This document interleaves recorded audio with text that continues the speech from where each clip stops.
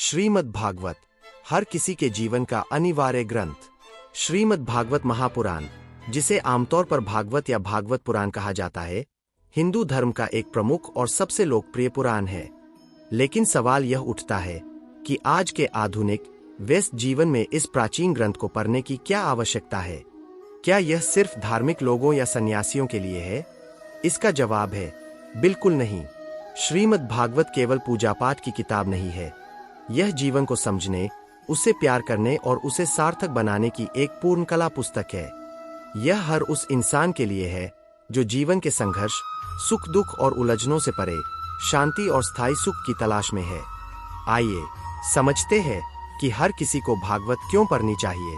1. जीवन का असली उद्देश्य समझने के लिए आज का मानव डिग्री, नौकरी, पैसा और सुख सुविधाएं जुटाने में इतना व्यस्त हो गया है कि उसने जीवन के मूल प्रश्न, मैं कौन हूं, मेरा जन्म क्यों हुआ है, इस सब का उद्देश्य क्या है, को भुला दिया है। भागवत हमें सबसे पहले यही सिखाती है। वह बताती है कि हम यह शरीर नहीं बल्कि एक अमर आत्मा है। इस जन्म का अंतिम लक्ष्य केवल भौतिक सफलता नहीं बल्कि अपने वास्तविक स्वरूप, आत्मा और परमात्मा को पहचानना है। यह ज्ञान हमें भौतिक चीजों के पीछे भागने की दौड़ से मुक्त करता है।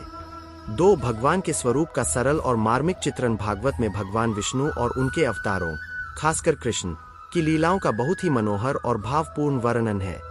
यहाँ भगवान एक दूर बैठा हुआ निराकार शक्ति नहीं है बल्कि एक सखा, पुत्र, प्रेमी और रक्षक के रूप में है। कृष्ण की बाल लीलाएं, उनकी मस्तियां, उनका प्रेम और उनकी लीला का वर्णन पढ़कर हृदय में एक अद्भुत भक्ति और प्रेम का भाव जागृत होता है। यह भक्ति डर या औपचारिकता नहीं बल्कि प्रेम के बंधन में बंधने की प्रक्रिया है। 3. जीवन के हर संदर्भ के लिए प्रेरणा। भागवत सिर्फ कहानियों का संग्रह नहीं है। हर कथा के पीछे एक गहरा दार्शनिक और व्यावहारिक संदेश छुपा है। इसमें जीवन के हर पहलू पर शिक्षा दी गई है।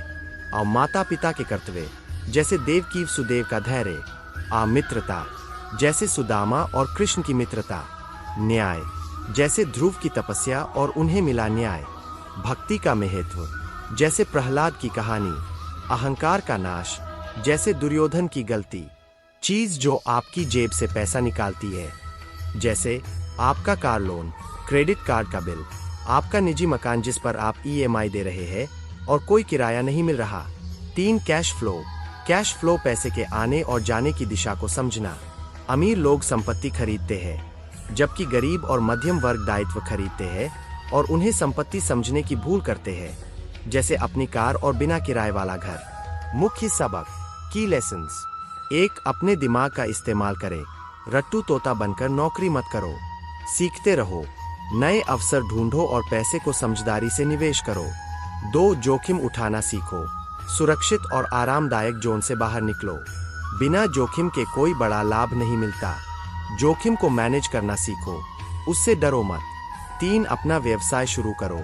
अपनी नौकरी पर निर्भर मत रहो। अपने खर्चों को कम रखो और अपनी आय के सक्रिय स्रोत, एक्टिव इनकम के साथ साथ निष्क्रिय आय, पैसिव इनकम के स्रोत बनाने पर ध्यान दो। 4. करों के बारे में जाने। अमीर लोग कानूनी तरीकों से टैक्स बचाना जानते हैं।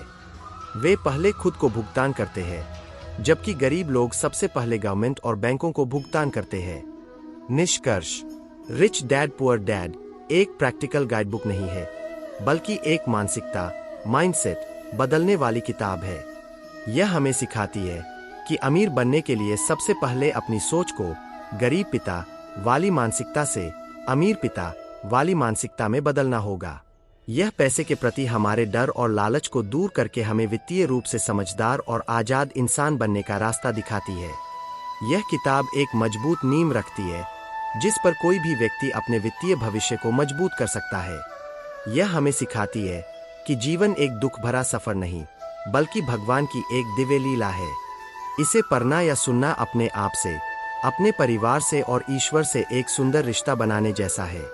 इसलिए यह केवल पढ़ने की चीज नहीं बल्कि जीवन में उतारने की एक पवित्र विद्या है।